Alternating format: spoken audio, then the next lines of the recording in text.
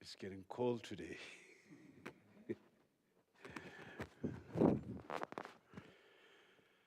So tonight we do meditation practice. But before we start the meditation practice, we will do a supplication to the Buddhas and Bodhisattvas. And please join with me in your prayers. No zenam darajano rupe, taji jujujino jupayi, sangi chutangi dupa. Kuna jazada jata jisho, de meji bose dendurogo, chebeji bego. Kuna gumbo jaja rabaje, lumbo drabaze rabedane, simchetamje. Hisam de baserap double day, sensam de beta sheep. The worship of Yala Chazalo, Jabajano Panet. Shirezi Wangumbo Jabebe, saying you put upon him. Namgini Bopajo Gonduzon, Ube de Jibego. No Buddha Waritini Mai, Chazelenum de Jibe. Janjusemba Yala Chazalo, the Jena Jota Jisr.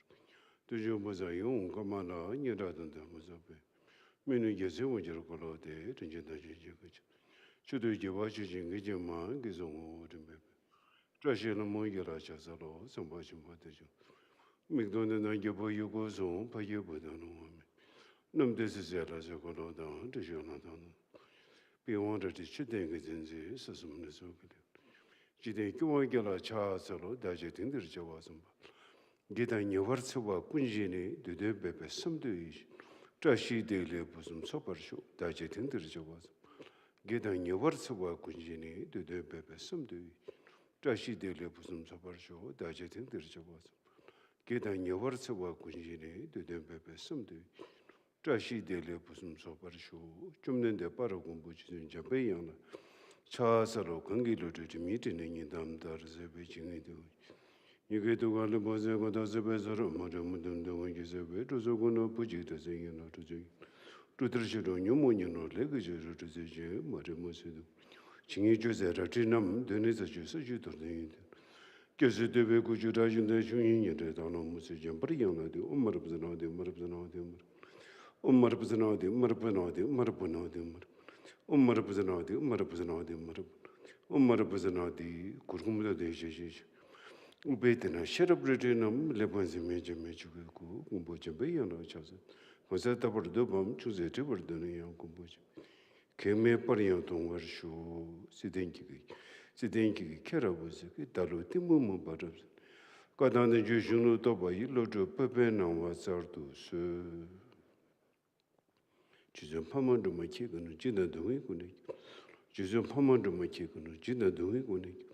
Chizum Pamando Machigan, Jina doing Gunik, up to soul.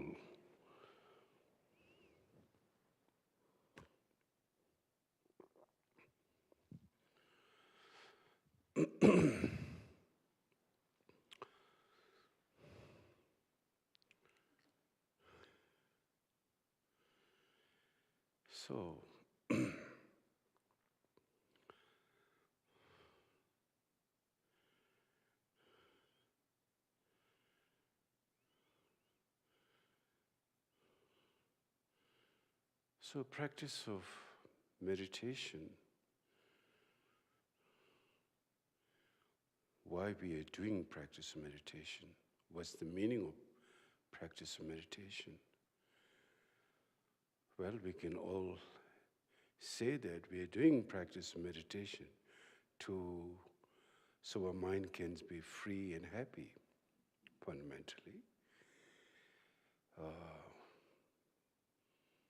Like everything in life, all beings, all sentient beings, as long as there is consciousness, we all look for happiness and we strive for happiness with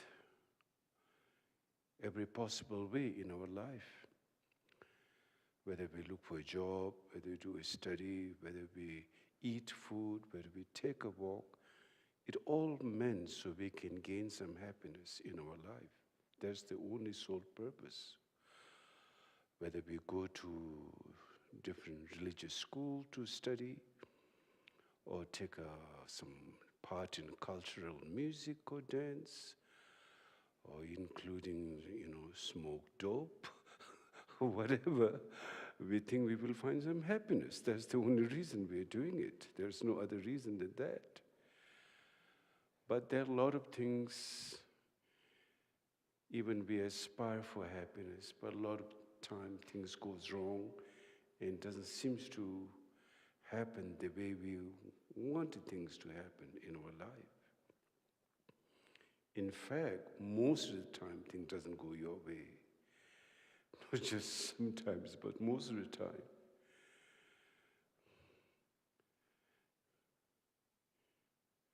Even your,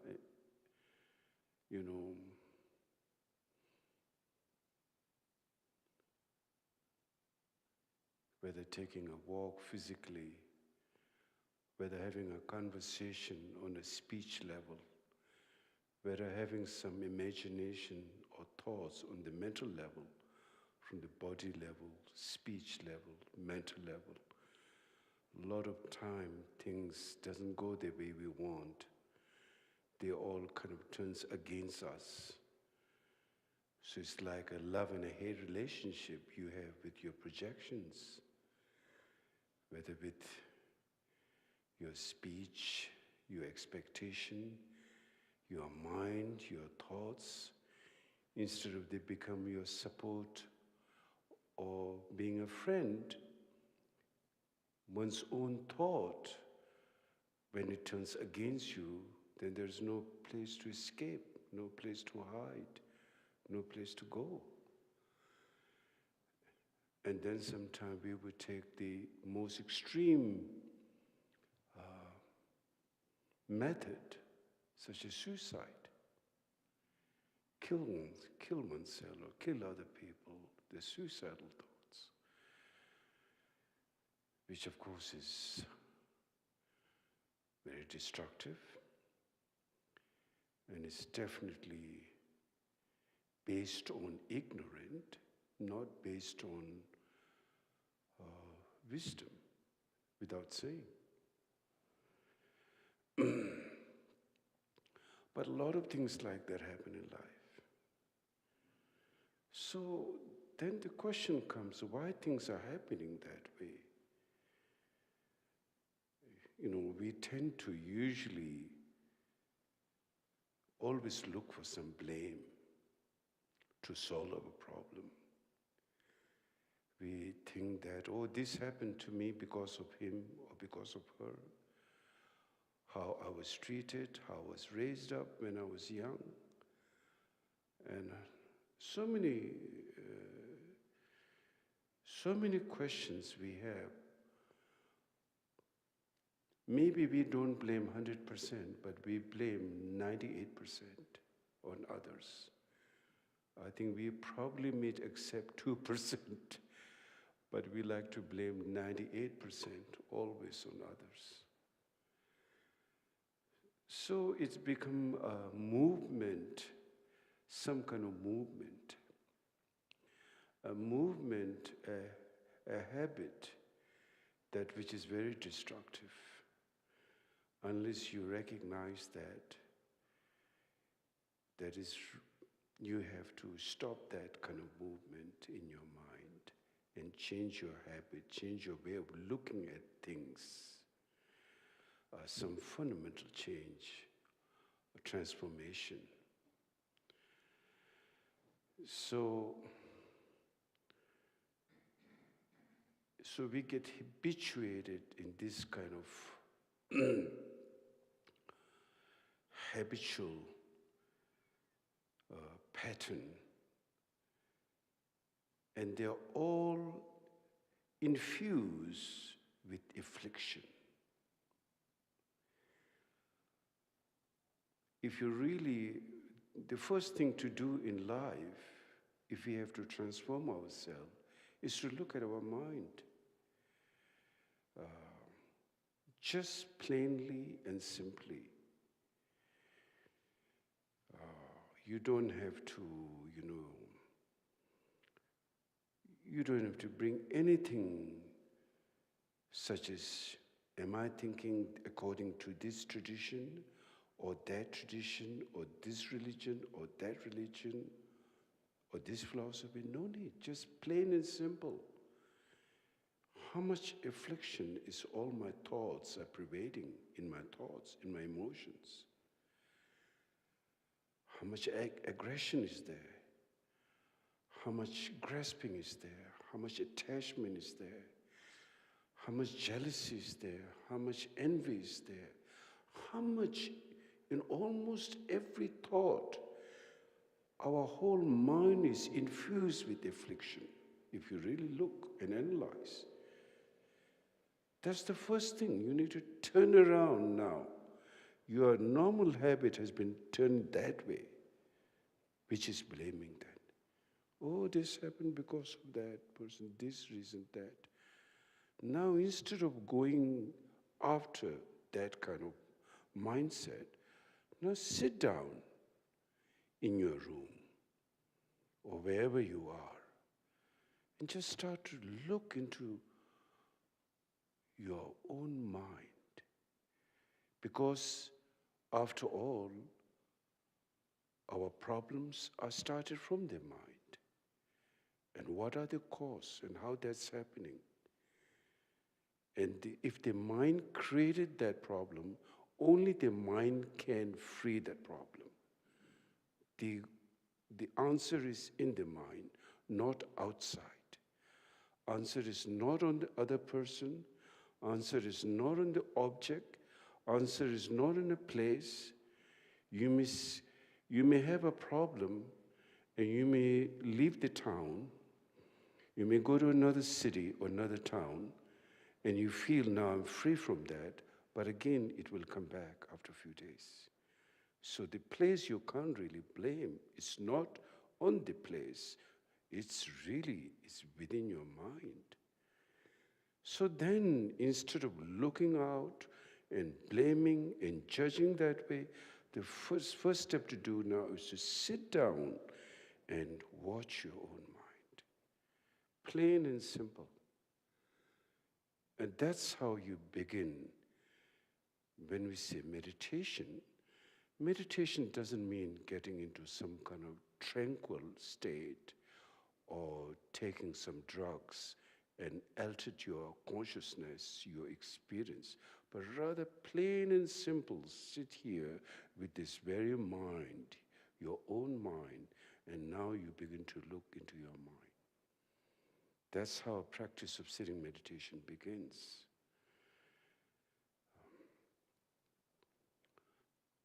So there is investigative and analytical meditation. First, analyzing about one's, like we analyze all the time, but I think, as I said, the focus is very much based external. Now, in practice of sitting meditation, focus based internal. If you're sitting on your spot, but if your mind is focused outside, then you're lost. Your body is here, but your mind is wandering in the cities or towns or wherever it is. You'll miss the point of your meditation. So when you sit,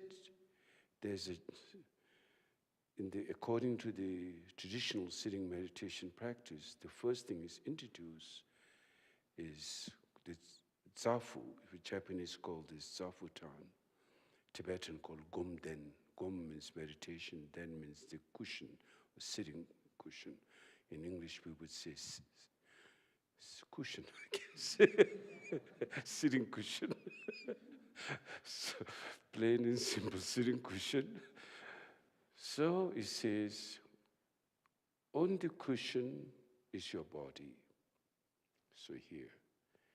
In the body is your mind. And now your mind relax. Normally we would just, the movement of mind is like waves. Waves, you can never stop movement of mind. People think meditation means not thinking. trying to stop thinking. It's not possible. There's been lack of understanding what mind is. Mind has a movement of thought. You can never stop thinking. In fact, when somebody is told not to do something, they want to do more. It's like the mind will rise again. It's like revolution.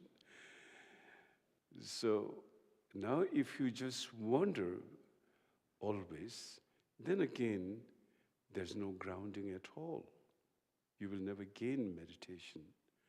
So in meditation, one of the main technique practice is learning how to be in the present moment, here and now. That's very crucial in the practice of meditation. Just simply here and now. You don't need to bring any religion, any philosophy, nothing. You just bring your mind, work with your mind. That's what meditation is. You don't need to do in meditation prostration. You don't need to do, religious this way or this thought or that thought or compassionate thought or non-compassionate. None of those. In fact, all those accepting and abandoning those two things, accepting good, abandoning bad, then you are again creating a lot of problem in the sitting practice. You just be here in the present moment, watching your mind. And then as you sit, you need to sit a lot actually. Every day you need to sit. That doesn't mean that, am I going to spend the rest of my life just sitting and not go to enjoy ice cream or take a walk or coffee or something? That doesn't mean that either. It means that you need to first discover the stillness of your mind or your balance, your ground. In some way, our life seems to be like completely chaos. It's like chicken without head. A chicken without head, you know how it's completely in chaotic situation. So that means we haven't really found our ground. Like, who am I? We all try to ask questions within ourselves. Who am I? Yes, we say, oh, I'm John, I'm Mary. But that, John and Mary is very flimsy ground. Personality keep changing all the time. And at some point when you sit yourself, do I really trust myself? Questionable. Yes, you just go with the flow, but do you really trust yourself? Then there's so many parts of you, different personality of you. I like this part of me, but I don't like that part of me. So many thoughts, emotion, that you really don't know which to identify yourself. Which is my ground? Which is my sanity? To put it in one word, which is my sanity? Which part is my sanity that I can rely on, that I can rest on, that I can function on? No, always like morning is a different experience, afternoon is, we are constantly in dealing with the world and dealing with environment, dealing with friends or family, constantly change and constant question. Did I did it right? Did I not did it right? Well, so what's happening? Because you never really have like a grounding trust, natural openness. Always some conflict there, always conflict. So it's based on, that kind of experience is based on not uncertainty, not knowing, based on ignorant actually. That's called ignorant, because you don't know what's going on in your life. Maybe today this, tomorrow something else, tomorrow this, day after something else. Unreliable of your identity or of your who you are, you think. Yes, you have certain idea who I am, But deep inside, when you look, then there are parts you don't like, there are parts you've changed, and you think it's good, but then after some time you think that's not good. So then again, it's like a big shock that you feel, I thought I found my sanity, it still didn't happen. Again, what's going on? And now, would we ever solve this problem? Then the question comes. That we all go through this, can we really ever solve this problem? Or am I just going to be a drifter in this universe? Basically, most people feel like a drifting. When you really question that, at the beginning, it's like a shock. A not very pleasant experience when you really see your condition. More like I'm a drifter, so you give up. It's like hopelessness. Do we really have to be hopelessness? Not at all. Because if the mind can create an ignorant experience of uncertainty, unreliability, which is insanity, which will be more powerful deep inside?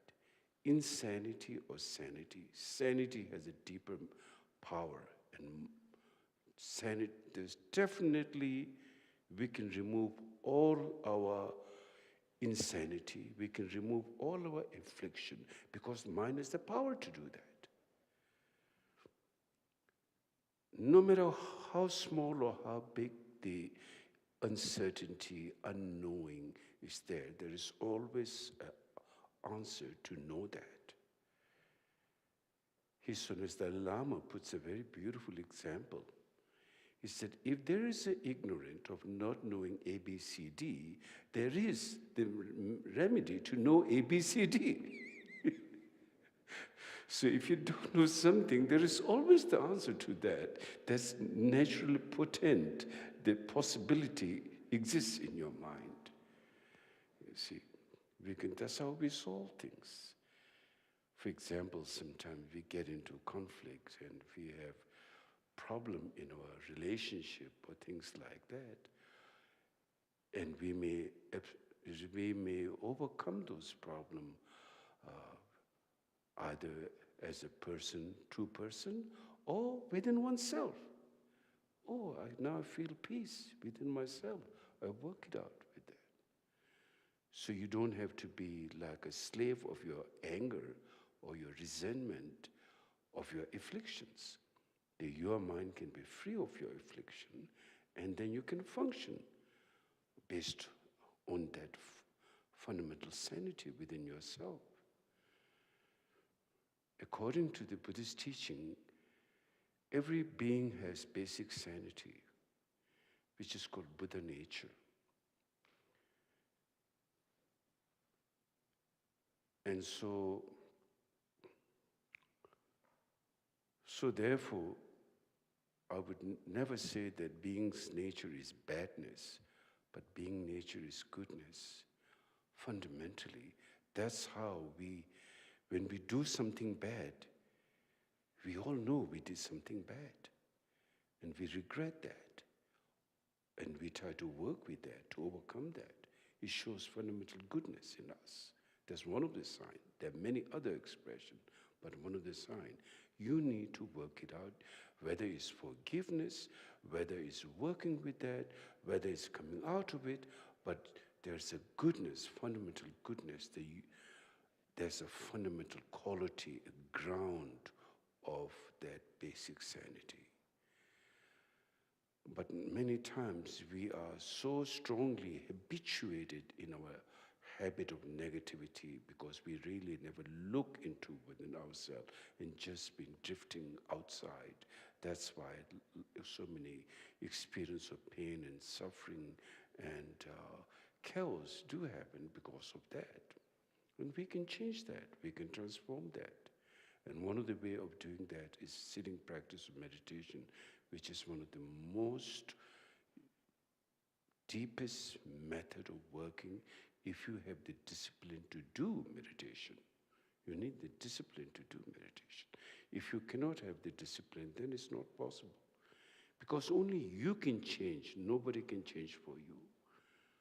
And we would just imagine many great enlightened beings came on this world. In the East, there's Buddha. Then Jesus came. Many great beings are there. But they can't do anything to you. We pray, we think, if I be on this side, on his side, Buddha's side, Jesus Christ, then the whole problem will be solved. But that didn't happen. You're still here, plain and simple, the way with all your afflictions within you. Now when you look, can I remove affliction? Is it possible or not? That you need to discover. That's where many levels of practice, step by step, according to the Buddhist teaching, shown what is affliction, how affliction happens, how it creates phenomena. Those are the step-by-step study and reflection and practice. And one of the most beneficial method is the sitting practice of meditation. And there you need discipline. You need to do every day, whether you are in your room or even in your working environment, in your office, how to bring sanity in every situation. In every situation, you see, one of the most powerful, according to the Mahayana Buddhist teaching, it says, your enemy is the greatest teacher, it says, to bring compassion and kindness. That environment, which is chaos. A chaos environment is the greatest place to find sanity. Isn't that interesting? We would think that, something not so chaos place, something sweet place, your friends, and something nice, that taking a walk in Washington Park, that may be the place where I find sanity.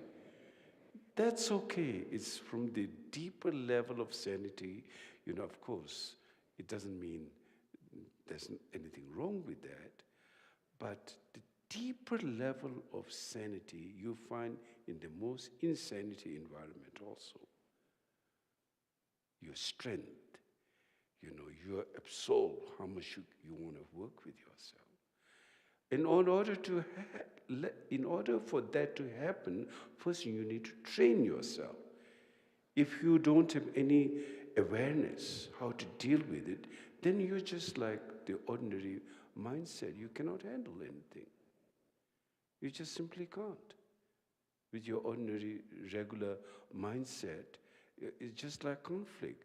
Somebody say something bad to you, you get offended, and you will say something bad to them. But then how do you transform? So it says that, for example, in the Mahayana teaching, it's explained that if somebody is angry to you, first you analyze. That person is under the influence of ignorant, because he or she never really want to be suffering themselves. When somebody is angry, they are not happy. For example, they are consumed, overwhelmed by their experience, whatever they are going through at that moment. Fundamentally, with the aggression, means there is definitely ego, and there is lots of emotion built up.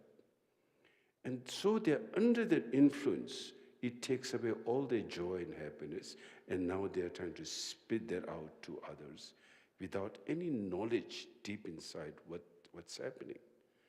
So would you get angry to that person, or whether you feel compassionate to that person, someone who is crazy? If you get angry to a person who is crazy, you are also crazy. Really. In fact. So you see, when we try to analyze and when we really look deeper, that's important for us to look if we have to find sanity in our lives. So sanity is right there. You don't have to go to like a desert where there's no being and say there is sanity. So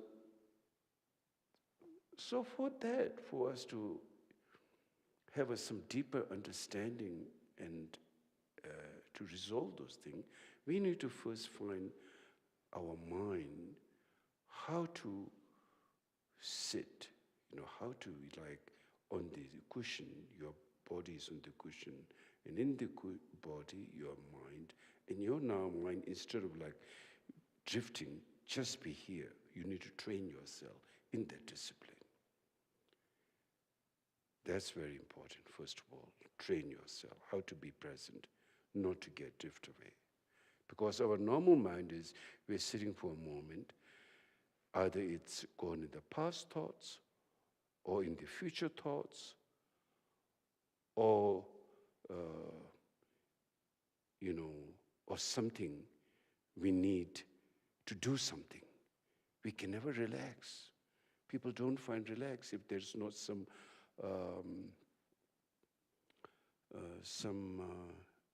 distraction. So we always try to escape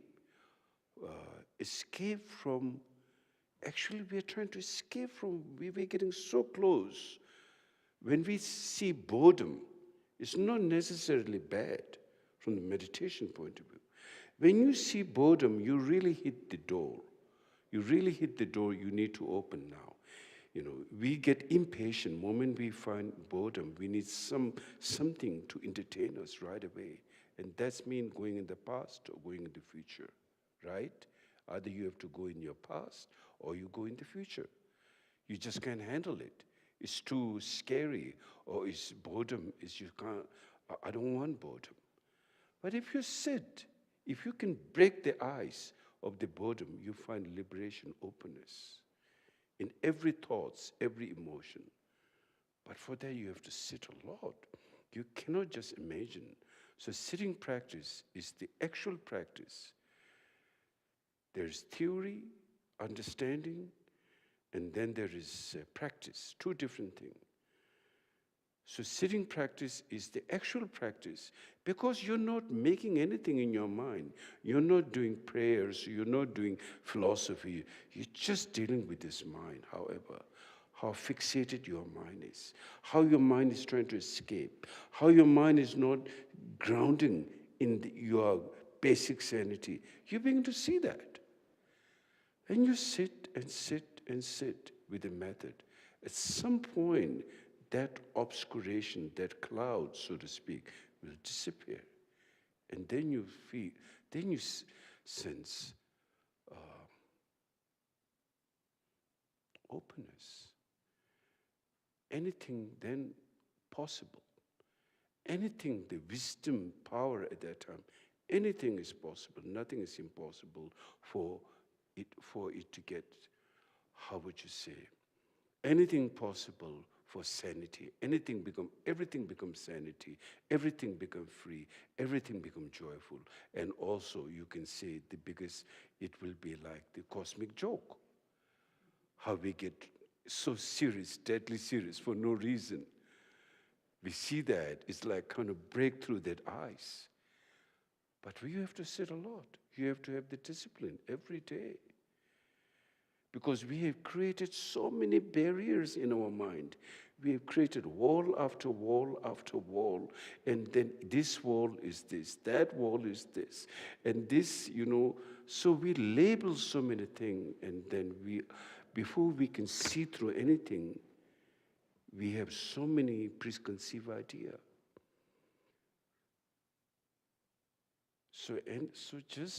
And even,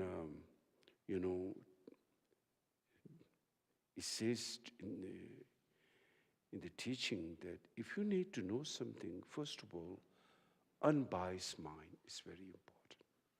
Not biased mind, unbiased, utterly open. You don't take nobody's side. If you want to see the truth, you drop every philosophy, all the thing, and just come sort of with your naked mind. Just come see yourself. And then even if you're talking, like 2% is a problem, for example, they begin to, with their open mind, then they discuss, then they will find a solution. But if one person is already preconceived idea, this is how it should be, there will be no compromise, there will be no understanding. And for that kind of mind for us to experience and happen, we need the sitting practice of meditation. So today, in the busy life, modern life, which is so busy life, you all know better. You know how busy we all are. Without meditation, we cannot have sanity from I can guarantee you. You know that also. How the pressure of life, the demands of life, so many things. How are you going to bring some calmness, joy within yourself? Just by escaping with the television or with the mobile, distracting yourself for a few moments. And then once that is gone, then you're scared. Oh, I've got to fill up the blank right away. So the whole thing, external phenomena, seems to be your judge, not yourself. But yourself, you can't relax. If there's a sense of boredom, I just don't know how I can be myself. I need to depend on that all the time. Become like a slave. So, and also one thing that clearly shows us that how much we perceive joy or happiness is on a sensorial level, the 5 sensorial level. In the eyes, a beauty. In the ear, a music. In the nose, smell, a good smell, good food smell, whatever, perfume. On the tongue, a taste. On the body, feeling, sensation. That's all people are looking. Now, if you really analyze that, for example, that object of sensorial pleasures are constantly changing. You may like, today you may like this food, but if you start eating for 5 days in a row, you may not like after 6 days. So that's also because its nature is impermanent. Its nature is conditioned. All conditions are impermanent. No condition is like evergreen. No condition is permanent. So when you begin to rely your life on an impermanent, which is unreliable to begin with, it is bound to give you disappointment at the end. So when we look at relationships, this and that, constantly changing so much because you think that is permanent, but in fact it's not permanent. So what does that mean? Should we give up? No, that's not what it meant. You have to, you have to eat food. You will smell things, you will taste things, but you should have less attachment. If there's less attachment, you can enjoy more, the more openness, and not get fixated, not get neurosis. There are a lot more layers, because the more the attachment, the more the fixation, and then the problem is bound to happen because it will change. And then you get more neurotic, and more suffering, and more pain. That's the result finally. So then, when we do sitting practice of meditation, we go deeper, like we can say the sixth sense, so to speak, or deeper into our mind, deeper into awareness, where you begin to experience the joy of mind. When there is a deep sense of joy in mind, even the physical aspect, you may have some uncomfort or sickness or things.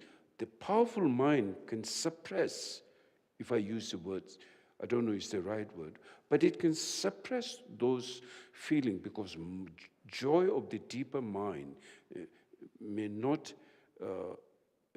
it will override that temporal sensorial things, whether it's, pain, whatever. Even you may have some physical pain, but if your mind is so much in joy, it can override that pain, actually. And that potential is within you. It's within you. You have that potential inside you. So therefore, sitting practice meditation becomes so important. Because after all, it is the mind. Through the mind, we have a body. We can call our body a psychosomatic body. Like you see in your dreams, you see your body. Who created that? It's the mind. Your mind is the main source of all your dream. Beside your mind, your finger is not dreaming. Your mind is dreaming. And your mind is dreaming your body, subtle body. And then let's say, even in the daytime, wake up time, right now your body is also based on your mind. Without your mind, this will be a corpse. Either it will disintegrate or it will be cremated, burned, it's gone. But the mind is the one which is like the main thing. Therefore, practice of meditation is the mind. Once you know the mind, you know everything. The answer is in the mind. Right now we think answer is in a physical aspect. Of course, physical and mind have a connection, but mind is predominant. If you feel happy, it's your mind. Then your body gets happy. If you get sad in your mind, your physical pain, uncomfort also comes when your mind is not happy. If your physical joy comes, that's because your mind is deeper joy. So isn't that why we should focus on the mind? Of all the reason why we should do sitting practice meditation. To know yourself, to get deeper part of yourself. So, I think now let's do a sitting practice meditation. Please sit straight when one does meditation. Sit, like if you want to sit on a zafu or sit on a chair, make sure when you're sitting, you should sit straight. Because it's a sloppy body.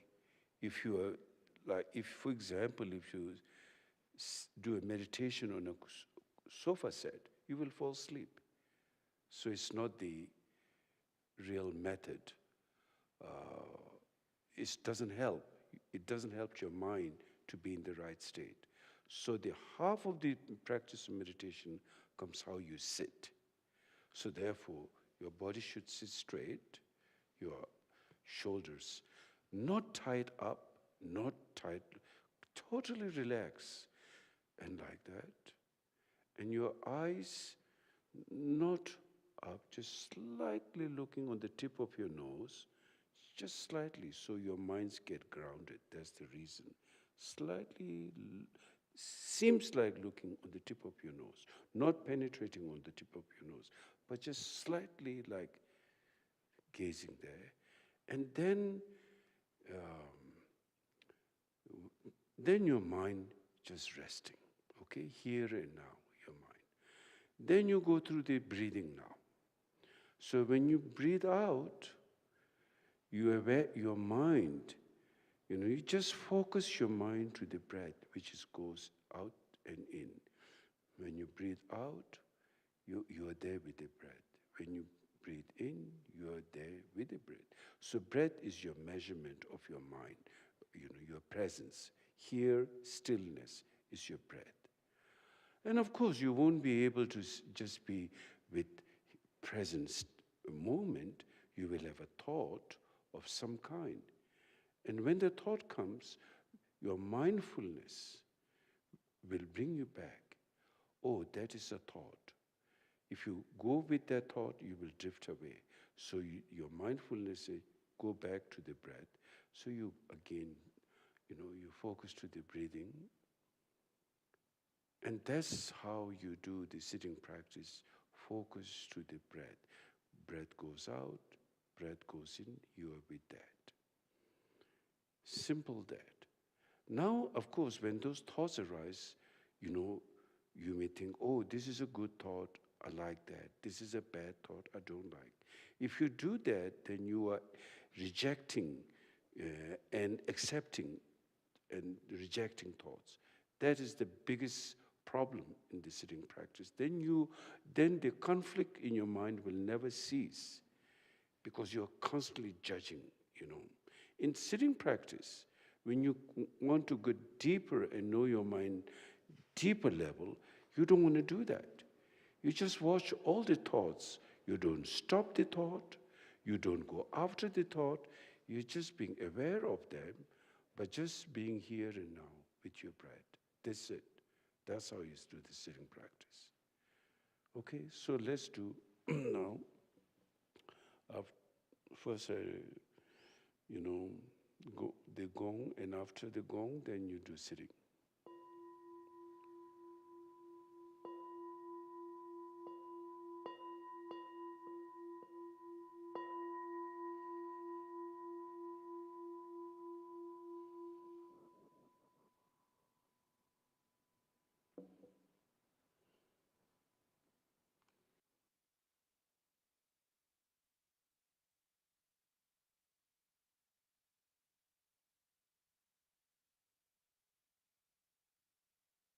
Body straight, relax your mind in your body and relax. And now just the mind with the breath. When you breathe out, breathe in, you're just with the breath. Any thoughts come, don't try to stop thoughts or don't go after the thought. Just recognize the thought and leave it.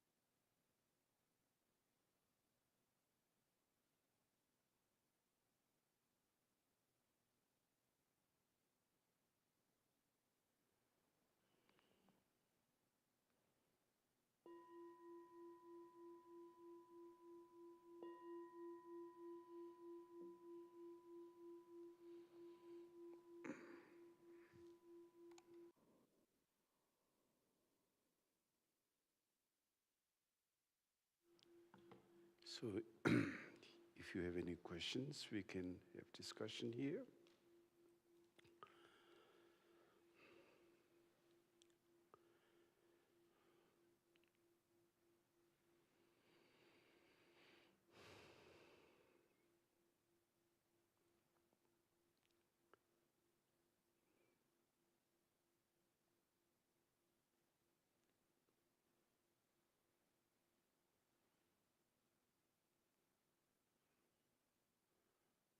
Well, I think it's a good sign. Everyone is busy.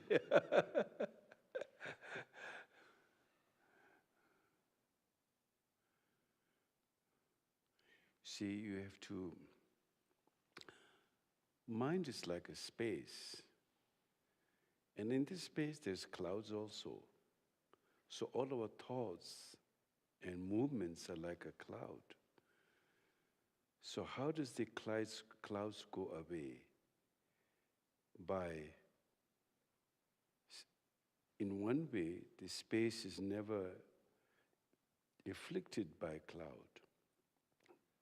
Cloud is not space, is not the nature of the space. Space is utterly open. But at the same time, there's cloud. So all our thoughts, emotion, afflictions are not inherent quality of the mind. They are called, in the traditional Buddhist teaching, is called adventitious thoughts. They are there, but when you investigate, when you look, or when you sit in practice, they dissolve because they're not fundamental to the space. They're just like a cloud which just comes and then it disappears. So when you sit, you can resolve many things. You know, they can come and yes, they are there, but they have no inherent quality inside. And that's how, as you keep sitting and sitting, at some point, the thoughts, gross thoughts become subtle thoughts, and subtle thoughts become free. No matter how strong the emotion is, it has no inherent quality inside. And that you will come to realize through sitting practice meditation, that it can be freed, that you are not subjected or slave to that. You just have to find the method how to resolve that. And that's the sitting practice meditation. So a lot of benefit through practice of meditation. Today they say blood pressure-wise, good sitting practice brings the blood pressure down, emotional stability, openness, joy, many, many benefits through meditation practice. So you must make that part of your life.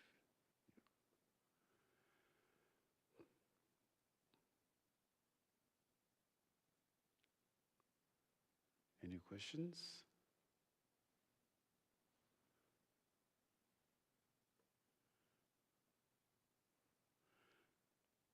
So one is sitting practice, and another one is warm-heartedness, compassion.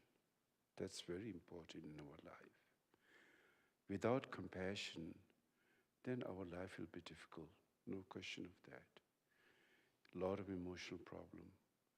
So in order to solve many problems of life, you need warm-heartedness, compassion. And so we must strive doing that as much as possible in our life. Whether small scale or large scale, doesn't matter.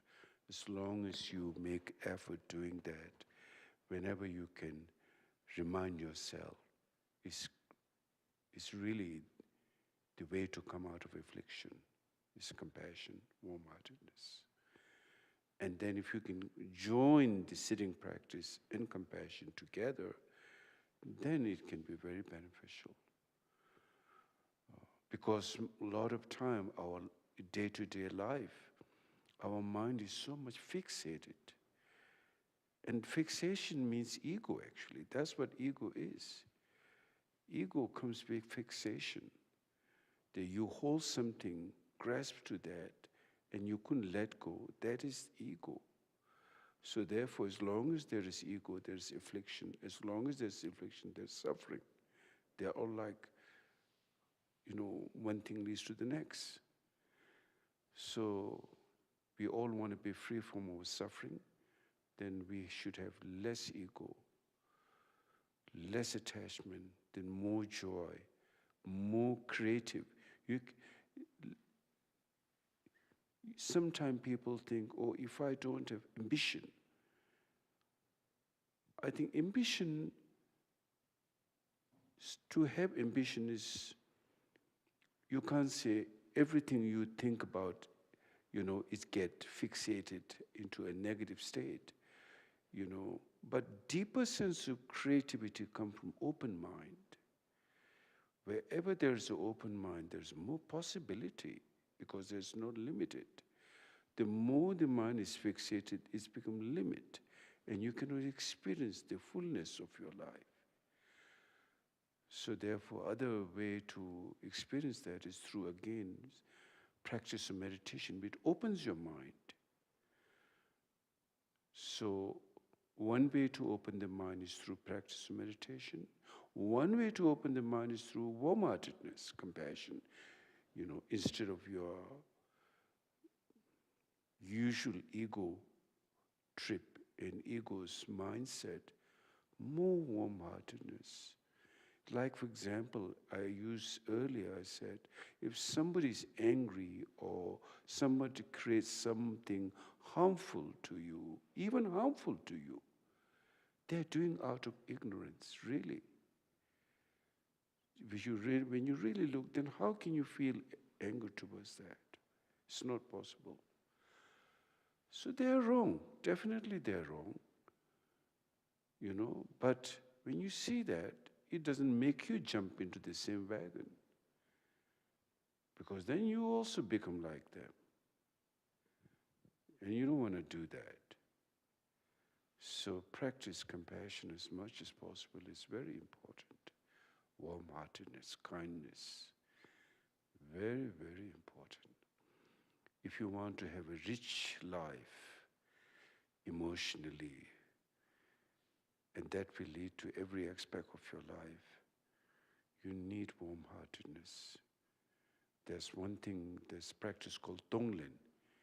You take the suffering of others and give your joy to others, take their suffering on oneself. It may sound strange, like we have our own problem, and why should I take more problem of others? But it is that ego, if you can crack that ego, which is your biggest blockage, then you can truly, there's basic goodness in all aspects.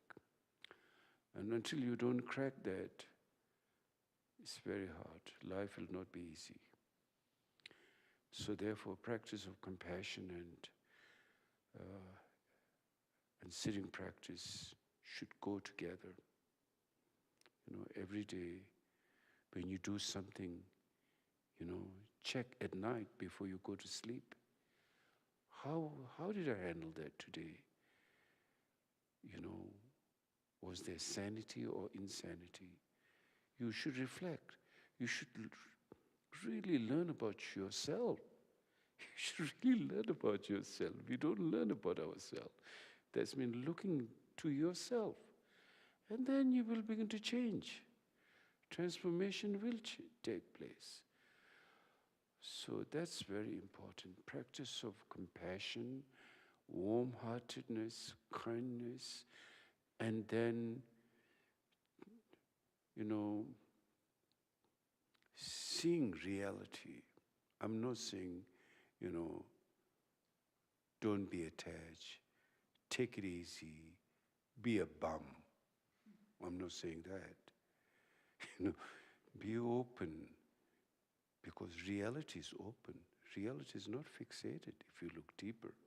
Your mind is sanity, your mind is openness. Open creativity is wisdom and compassion. That's the true creativity, is the union of wisdom and compassion. Anything is possible, anything can be solved. But with the fixated mind, neurotic mind, egoistic mind, a lot of problem. Yeah. Yes. Okay. So the first question was from Tracy, but it was exactly about how to balance discipline and gentleness. Excuse me? The first question is from Tracy.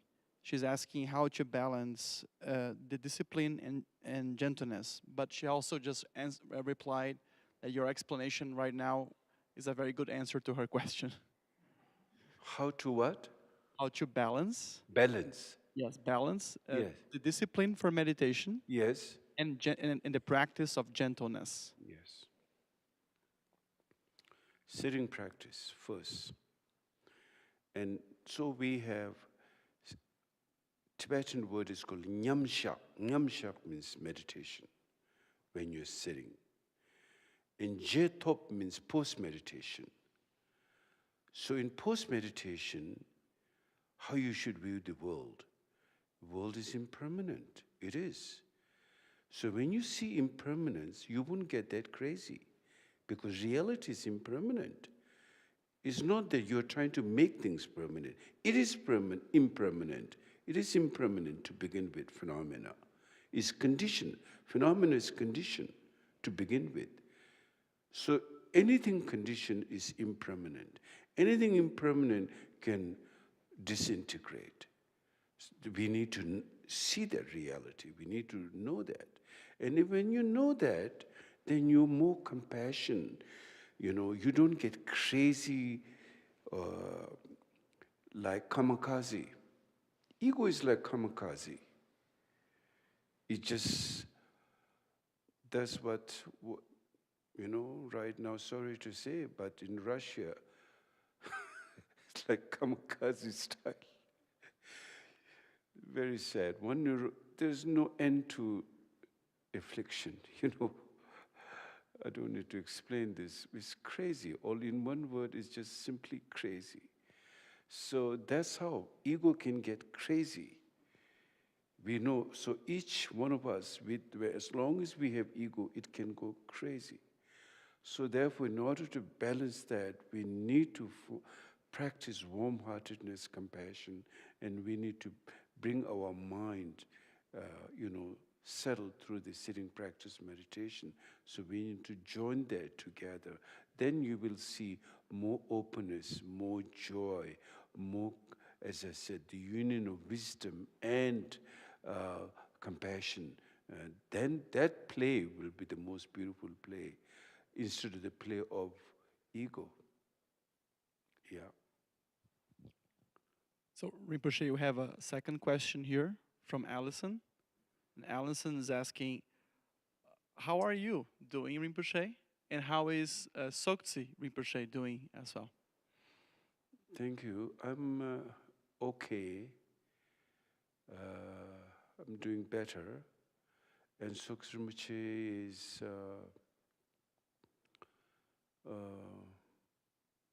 he's doing slowly better. Yeah.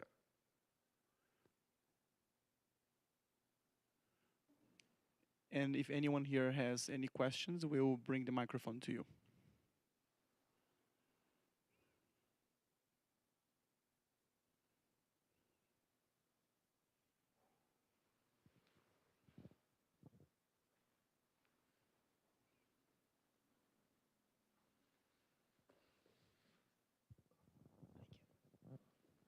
Hello, Rinpoche.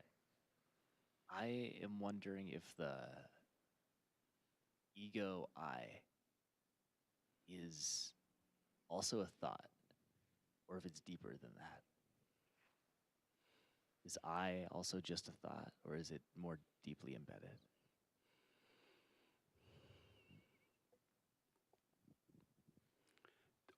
You can't say all thoughts are ego. For example, if we say all thoughts are ego, then we also have to say thought of compassion is also ego.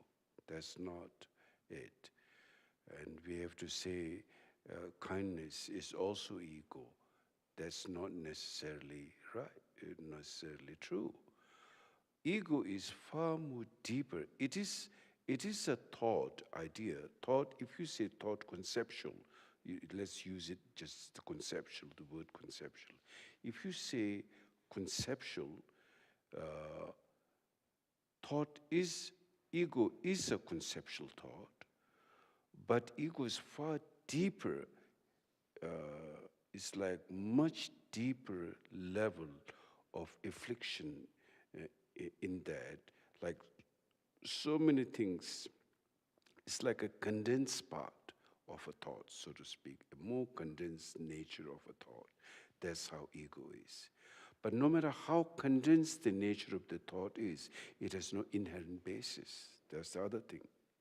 So no matter what kind of thought it is, gross or subtle or in between, how heavy it is infused, it has no inherent nature because it's conditioned. All thoughts are conditioned. So any condition has no inherent quality. So therefore, ego can just dissolve once it sees its opposite side, which is the reality of emptiness. Emptiness means devoid of that fixation. Devoid of fixation is called emptiness. Ego is a thought with fixation, and once the thought itself is just an expression. It's an expression, and expression. Expression. Compassion is also expression. Fundamental nature, basic goodness is expression also. So if we say all expression of the mind is ego, that's not true. It is not. There's so much definition. What is mind? What is awareness? What is affliction? What is wisdom? There's so many levels to distinguish. But ego is like a condensed nature of negativity, which gives the experience of I, the identity. And if you really look how it really begins, when we say I, for example, day to day, we go through so much uncertainty, unreliability within ourselves. Oh, am I like this? Am I not like this? Am I like that? Am I not? Maybe I was like this better, but now I'm changing. I don't like this. You see, you cannot rely on that I, because it doesn't have a valid ground. So what it really tells in another way, ego is a byproduct of the fear of survival. I. You feel that if I don't have that, then I may not survive. That fear. And moment that goes deeper, the more neurotic it becomes, your aggression, and then rest of the because fundamental ignorance plays the game of fatal attraction, so to speak, fatal attraction here. All other expression of thought become like food to that fear, and that's where afflictions and negativity arises, because just trying to feed that fundamental ignorance, I. So all your movement of thought become how it can survive. So fear, and then jealousy, then envy, all become how it can survive. That I, how it can survive. So it's like a fear of survival. If ego truly exists, then there should be no fear. It should get more clearer and clearer and clearer. The more you look into ego, it gets fuzzy and fuzzy and fuzzy, unreliable. You can't really understand yourself. What's going on? This is changing. Unreliable. It gets fuzzy and fuzzier because there's no valid ground in the sense of I, ego. That's the reason why ego doesn't exist. But it's like a powerful illusion. The illusion, where does the illusion come? It's come from the expression of the mind. You see, there's expression of your mind. But expression, if you understand, is free and open, basic sanity, basic goodness. That's what meditation has to go so deep to realize that. But when we get fatal attraction to the expression and misconstrued, understand it wrong way, it turns into ego. And then every thought expression comes, become affliction, all the affliction.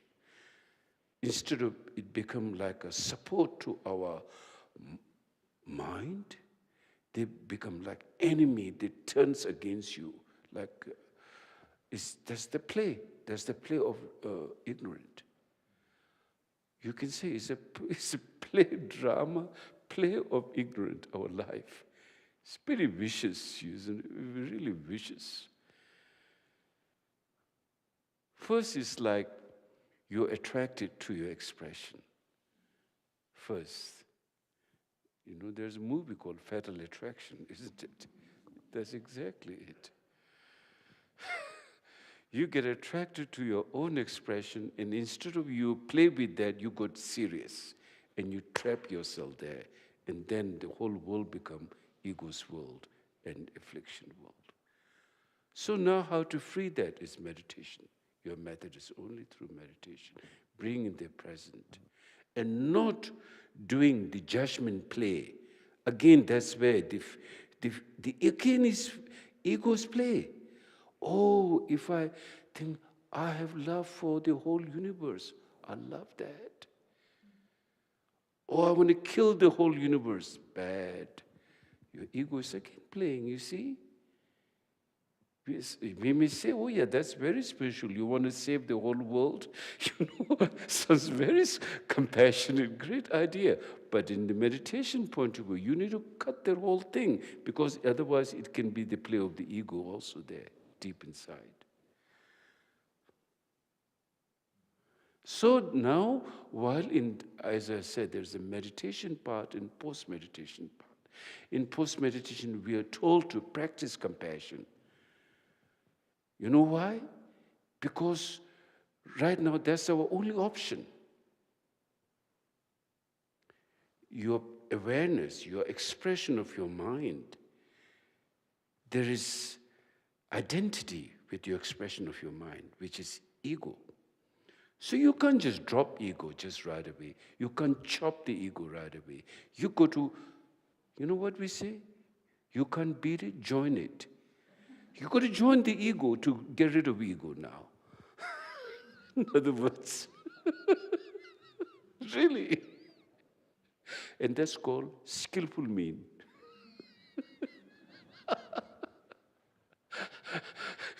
Skillful mean. Join ego and then work with that. Otherwise, if you don't join ego, then you're never going to know ego. So you do ego's spiritual trip, called spiritual materialism. At the beginning, people need that, because you can't just cut it out right away and be free. You go to play. You are a very compassionate person. You make effort. You try to be good. And sometimes you have to be careful there too, otherwise you become puritanical. So you need a balance. Therefore, even your meditation, you can't take it too, what I mean is, you can't take it too serious. In fact, after the meditation practice, we do a dedication. We let go. Otherwise, they all become part of spiritual materialism, and that's mean it become, again, another play of the ego, right? You can see that, how that's happening. So it's wild how to go deeper into the mind. Thank you, Rinpoche. You're welcome.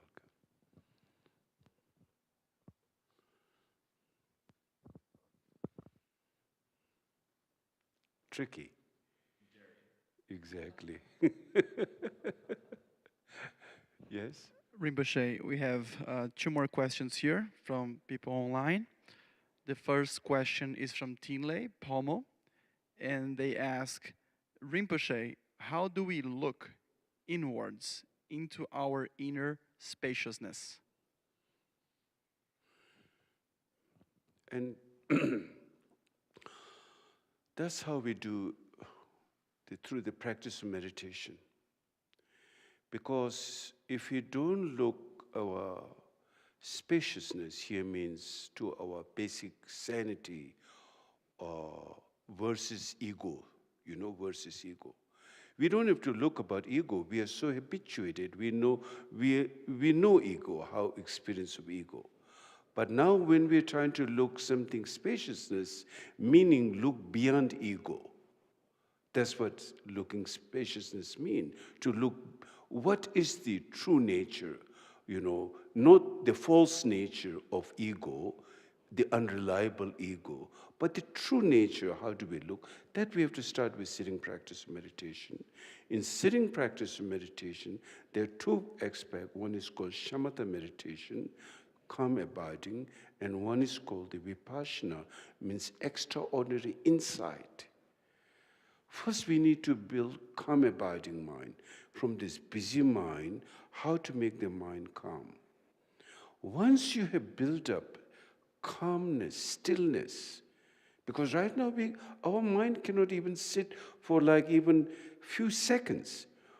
Moment you are there, it will just run away somewhere. It cannot stay there. So you build the stillness, calm abiding mind. That's the first step. Once you build a calm abiding, then the expression earlier I was talking about, then you will be able to relate to the expression of the mind. Seeing extraordinary means a mind without obscuration, mind without affliction.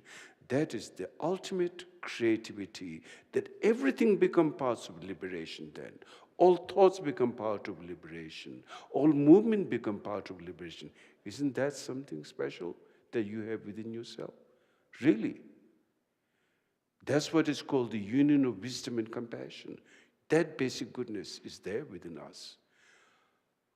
So one is to start with sitting practice meditation. Yes. And Rinpoche, another question from Suchiu, and they ask, remembering my guru all the time, is it also part of meditation? Remembering Guru, you see,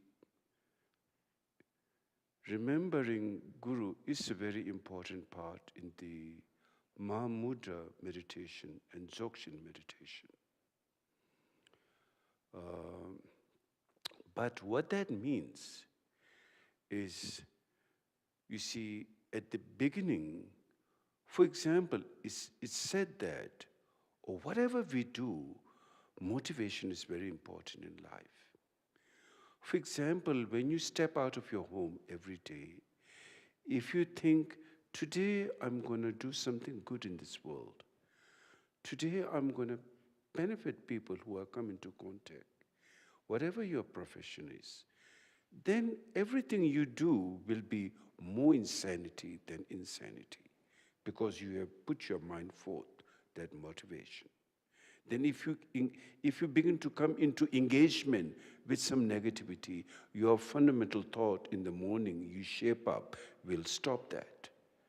If you want to do some harm, oh, this is not the right thing, this is not a good thing I want to do. I want to, it brings that reminding and transformation in yourself, that motivation. Same thing, it is said that when you do a sitting practice of meditation, especially when it gets to higher, deeper level of meditation, you should always generate compassion the first.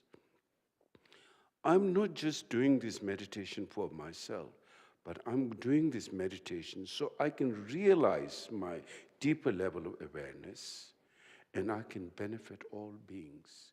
That thought should go. Very important. Always that compassion thought has to go. Then your practice get more profound, more powerful, more beneficial. So same thing, in the Dzogchen practice and Mahamudra practice, when one think of the Guru, the one who have introduced the nature of their mind, that no one is able to do that to you until now. So your true nature. So one dissolve is practice. One dissolve the teacher mind, that basic goodness, into your mind, and then you remain in meditation. You don't entertain in Guru.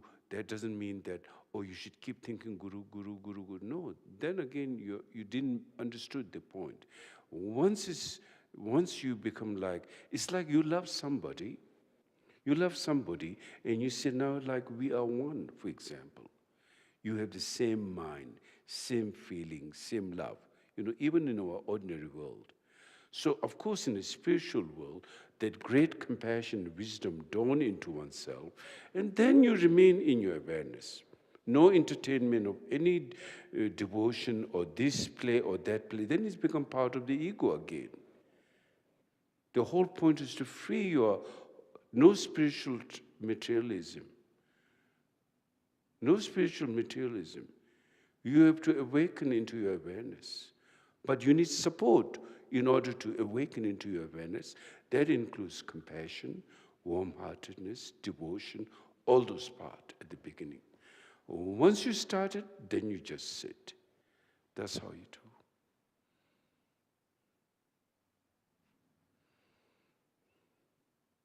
And Rinpoche, we have one more. The other question is, how does one person realize the emptiness and bliss of the magical display of the Nirmanakaya while simultaneously experiencing pain and suffering during meditation? Please say that again. How does a person realize the emptiness and bliss of the magical display of the Nirmanakaya while simultaneously experiencing pain and suffering during meditation? So when we speak about Nirmanakaya, out of the three kayas, Dharmakaya, Sambhogakaya, Nirmanakaya. Dharmakaya is our fundamental space of our mind. Dharma is Sanskrit word. Kaya means body. Of course, open space doesn't have a physical body as such, but it means the body of openness, open space. That's Dharmakaya. Sambhogakaya means subtle expression of that awareness. Because as long as there is mind is expression, there's no mind without expression. You can remember this.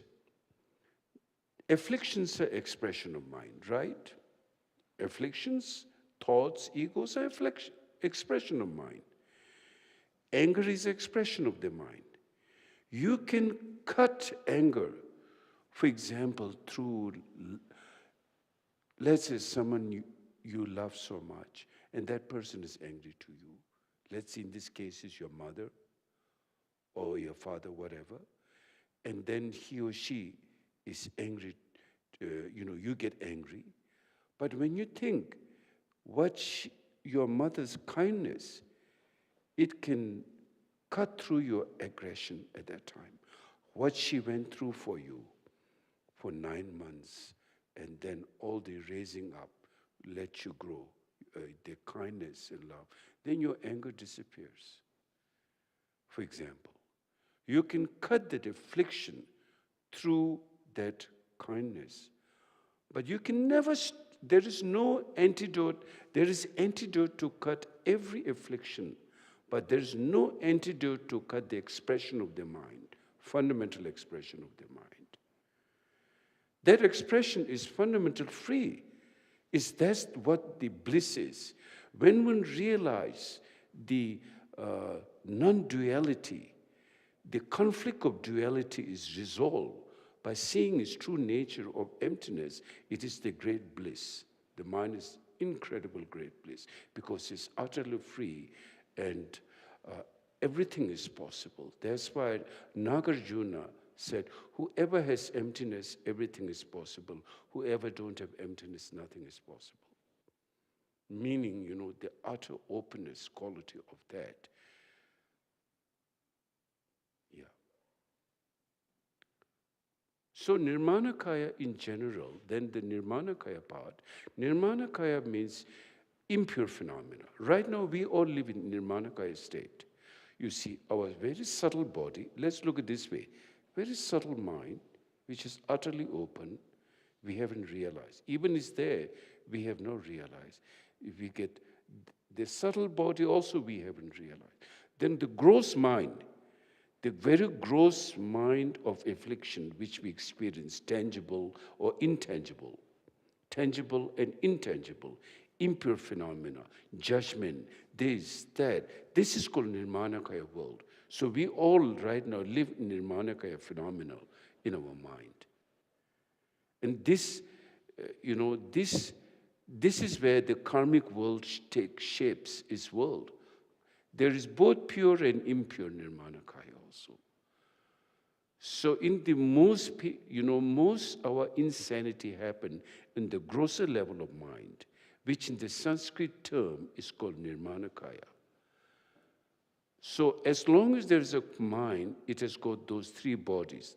The body of fundamental space, the body of that expression of the mind, and the body of the gross expression of the mind, which is all the dualistic conflict take place, is called Nirmanakaya. So when we go back step by step, we have to go from the gross level to the subtle part, and subtle level to the very subtle level, for example. And it's all part of that mind nature. Quite deep, actually.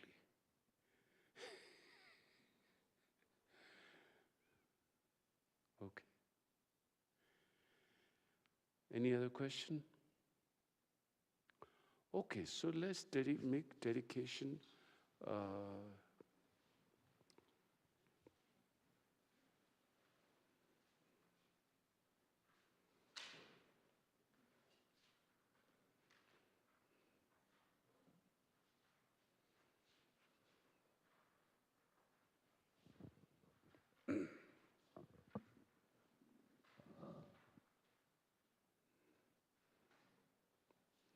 World peace prayer. So please make from your heart, today the world is going through a lot of suffering and chaos.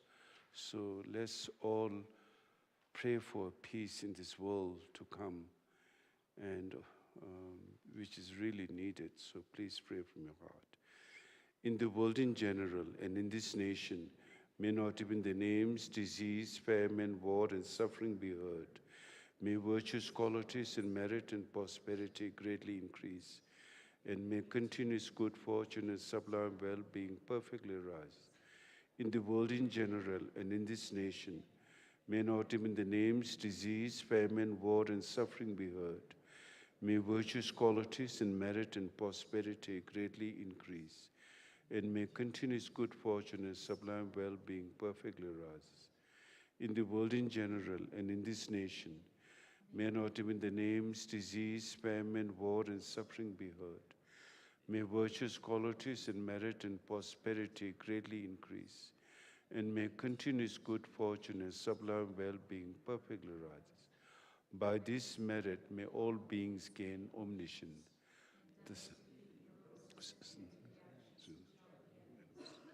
From the turbulent waves of birth, old age, sickness, and death.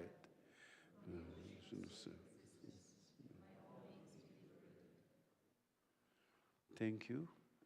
Good night, everybody. So next Thursday, I will again do sitting practice.